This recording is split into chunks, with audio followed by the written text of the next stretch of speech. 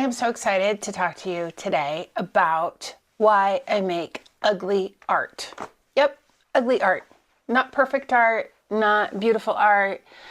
I just make some ugly art. Sometimes I make cute art or pretty art or fun art, but I also make ugly art, and I think it's important.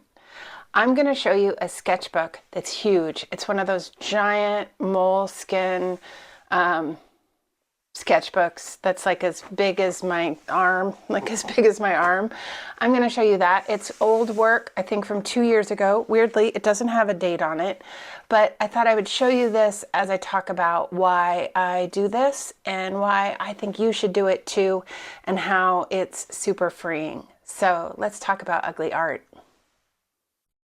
Well, you can see most of it. This is going to be tricky. It's so big. It is so big. Let me show you like on a standard composition book. It is so much bigger than that. So I've got you up as high as I think I can to like see everything. Yeah, I think that's the best I'm going to be able to do, but I think you'll see most of it. This is the front, and it says, I get to decide if I love it, if it brings me joy, if it's good. I do not give that power to anyone else. It's all just for the exploration and the joy of the work. Breathe it all in. And then this says, paint wild and free, love it all, live it out, explore oomph. That's where my address is, in case you wondered why that's covered. And this is sort of the philosophy, is that I get to decide if it's good or not, and good doesn't even matter most of the time. What matters is the doing of it. And so this whole sketchbook is just the exploration of the doing it. Is some of it good? Yeah. Is some of it not good? Yeah.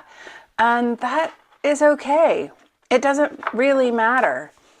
The point was in the doing. And I think where I see a lot of artists, especially beginning artists or people who are coming back to it after years, is that they get really stuck on not wanting to do bad art. And when you're learning, you're going to make bad art. And if you're a creative person, you are always going to be learning. Always. This is kind of funny, by the way. It says green,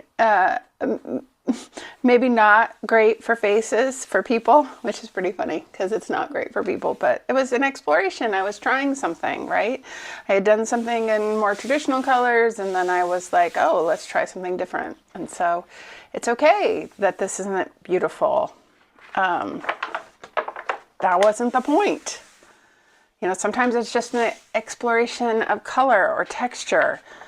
Sometimes it's about perspective or form. There's all kinds of things that you're playing with when you're doing art, and allowing yourself to make bad art is all part of it. It's what allows you to try something, take a risk that might lead to something else. By the way, it's this is much older than I thought. This is from 2021. So we're going back several years looking at this, which is great. I've progressed so much. I can see this. But also, it's really fun to see bad art. Like, it's fun to see, you know, what was I trying? What was I exploring? And so I am never looking at my sketchbooks as finished, beautiful, bound books. I am looking at them for trying new things and exploration and seeing if these things might become something else. And so that's what this is for me. And to have that freedom, to allow myself to create work that's not perfect, that's not even good, is helpful, is super helpful. And I never know where it will lead. I never know where this will end up influencing something else. And so I really recommend the process and the freedom to do this, to explore, to try something different. You know, in this sketchbook, you can see it's all kinds of subject matter. Not even subject matter that I return to over and over, but things I wanted to try. And I can see that I'm working on brush strokes here, and I'm working on color palettes, and I'm working on material use. And that's so fun. That's so fun. And it doesn't have to be good. It does not have to be good. And I think, you know, everybody wants to show a finished sketchbook that's perfect. And there's something that we lose in perfection. We lose freedom, risk-taking. You can see these are sticking together, can't you? Oh, this one might be tricky. These are all acrylic paint, and acrylic paint does stick together. But because this is all experimental, none of that bothers me either. Yeah, and when I have the freedom to just create work and then see where it goes, I'm not worrying about, am I going to sell this? Am I going to make this into something else? It takes capitalism out of it, basically. I get to do it however I want to do it and explore subject matter how I want to explore subject matter. And I think that if you would set one sketchbook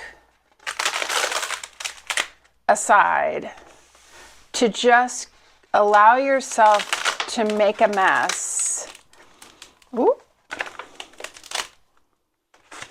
you might surprise yourself. You might surprise yourself of what you can do or what's possible. Looking back at these now, when I thought they were not good, this is another thing. Looking back, I think, actually, not so bad. Not so bad. Some of them are very, very fun.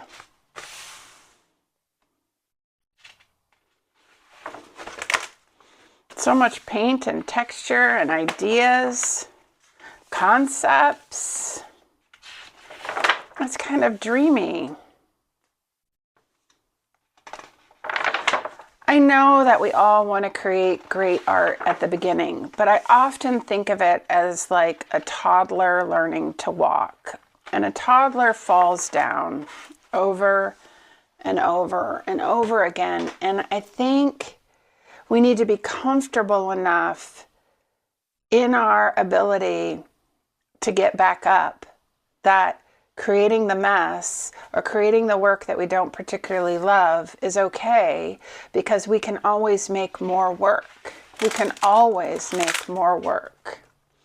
And I think that this freedom to allow yourself the time and the energy and the space to just create with abandon, not look for perfection, not look for beauty, not look for something that you can commodify. I think that's part of the problem, is that we're all trying to take this art thing or this maker thing and create, make it a business. And that is fine. I too want to sell work, but not all the work I do is for sale. Some of it is just exploration, and some of it is bad.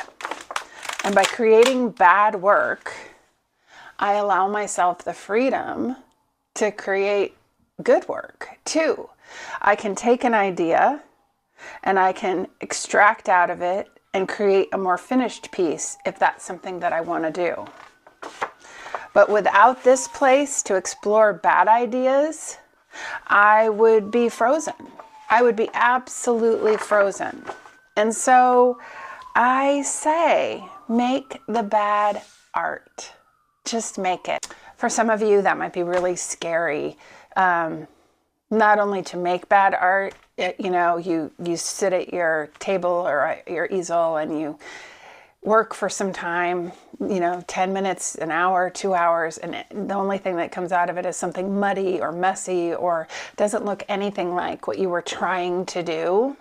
And that's just part of it. And to know that you'll have another 10 minutes or an hour and you'll be able to try to make something different the next time. Or maybe by going away, you can look back at it and think, oh, actually that part right there wasn't so bad. And I think that by allowing yourself off the hook, that not everything has to be finished or for sale, and that you're allowed to explore. So creativity is this gift we have as humans to be able to explore all of our dimensions, our thoughts, our ideas, our dreams, our hopes, what we see, what we wish we could see, all the things, right? And so that opportunity is ours alone, and the ability to just make it however it comes out without having expectation is freedom. It's actually freedom. And so I wish that for you. I wish that. And so to have a place, I would pick a sketchbook. It doesn't obviously have to be one of these giant sketchbooks. It can be much smaller. But have a place that you in your head are, I'm going to just go for it. I'm going to paint whatever I want to paint. I'm going to try to make ugly trees, or I'm going to make the ugliest flowers I've ever made, or I'm going to make animals and they are not going to be beautiful. And see what that does for you. It almost cracks something in you where you're like, oh, these are more interesting, right?